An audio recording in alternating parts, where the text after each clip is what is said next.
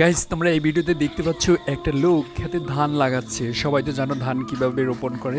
হঠাৎ একটা কুকুরের ছানার কিচিমিচি দূরে শব্দ শুনতে পায়, আর ওই লোকটা খুঁজতে থাকে যে কোথা থেকে এই কান্নার শব্দ আসে। পরে দেখে একটা ক্ষেতের পাশে একটা কুকুর ছানা পড়ে কান্না করতেছে। লোকটা সেই কুকুর ছানাকে উদ্ধার করে নিয়ে আসে বাড়িতে। দেখো তারপরে কি হয়। কুকুর ছানাটাকে সে যত্ন সহকারে গোসল করায় একসময় কুকুর ছানাটা লালন পালন করতে করতে বড় হয়ে যায় এবং তার বন্ধু হয়ে যায়। এদিকে একটা শয়তান লোক, ওই লোকটা চা রান্না করছিল।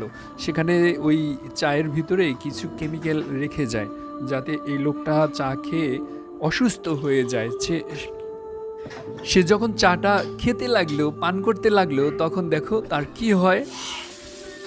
তার ভমিটিং হয়ে যায়, তার বমি হয়। এটা ওই তার বন্ধু কুকুরটা দেখতে পায়। পরবর্তী ভিডিও তোমাদের দিব, যদি তোমরা এই ভিডিওটা 100 লাইক দাও তবে নেক্সট পার্ট তোমাদের দিব।